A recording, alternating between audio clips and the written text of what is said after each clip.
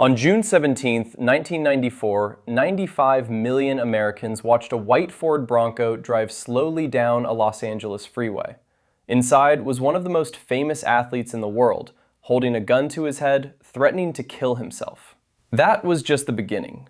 What followed was the most watched, most divisive, most consequential criminal trial in American history. We're covering the murders, the Bronco chase, the trial of the century, the glove that didn't fit, the verdict that split America in two, and what it all actually meant. Stay with me. On the night of June 12, 1994, two people were brutally stabbed to death outside a Los Angeles home. Within days, the prime suspect was the most famous running back in NFL history. Nicole Simpson and her friend Ron Goldman were found stabbed to death outside Nicole's Brentwood home just after midnight. OJ Simpson, Nicole's ex-husband, was immediately considered a suspect. He had a documented history of domestic violence against Nicole. Police had been called to their home multiple times. OJ had no alibi for the time of the murders. At OJ's estate, police found a bloody glove, the match to one found at the crime scene. On June 17th, police informed OJ he would be arrested. He didn't show up. Instead, his friend Al Cowlings drove him in a white Ford Bronco as OJ held a gun to his head and called 911 from a cell phone. 95 million people watched the slow-speed chase live on television. OJ Simpson was one of the most beloved athletes in America. Within a week of the murders, he was the most infamous. OJ Simpson hired the most expensive, most talented, most aggressive legal defense team ever assembled, and they were about to put the entire Los Angeles Police Department on trial. OJ's legal team, nicknamed the Dream Team, included Johnny Cochran, F. Lee Bailey, Robert Shapiro, and Alan Dershowitz. Their strategy wasn't just to defend OJ, it was to destroy the prosecution's credibility by exposing police misconduct. And there was plenty to expose.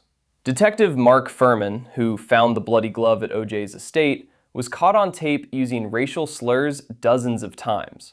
The LAPD had a long, documented history of racism and brutality against Black Americans. The Dream Team hammered this relentlessly. DNA evidence placed OJ's blood at the crime scene and the victim's blood in his car and home. But the defense argued the evidence was contaminated, mishandled, and possibly planted. They called the prosecution's case a rush to judgment driven by racial bias. The Dream Team turned a murder trial into a referendum on the LAPD, race in America, and whether a Black man could get a fair trial. And it worked. On June 15, 1995, prosecutor Christopher Darden made one of the biggest mistakes in legal history. He asked OJ Simpson to try on the glove. The prosecution had a leather glove found at OJ's estate, the match to a glove found at the crime scene. Both gloves were stained with the victim's blood. They were OJ's size. The prosecution believed they were the murder weapon. Johnny Cochran had been goading the prosecution to let OJ try on the gloves. Darden took the bait. In front of the jury, OJ made a show of struggling to put the glove on, grimacing, straining, the glove clearly not fitting over his hand. Cochran's closing argument wrote itself. If it doesn't fit, you must acquit.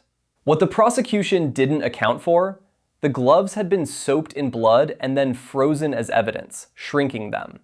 OJ was also wearing latex gloves underneath, and OJ, a trained actor, knew exactly how to perform for a jury. One moment, one glove, one catastrophic prosecutorial decision. It became the defining image of the entire trial. On October 3, 1995, after 267 days of testimony, 150 witnesses, and 9 months of trial, the jury deliberated for less than 4 hours. We, the jury, find the defendant, Orenthal James Simpson, not guilty. The reaction split along almost perfectly racial lines. White Americans watched in shock and disbelief, while Black Americans cheered. It wasn't just a verdict on OJ. It was a verdict on the LAPD, on the justice system, on decades of inequality. In 1997, a civil jury found OJ liable for the deaths and ordered him to pay $33.5 million in damages, which he never fully paid. The criminal trial verdict didn't just free OJ, It exposed a fracture in American society that had been building for decades and made it impossible to ignore. OJ Simpson was acquitted of murder. Then he spent the rest of his life proving he was guilty of something.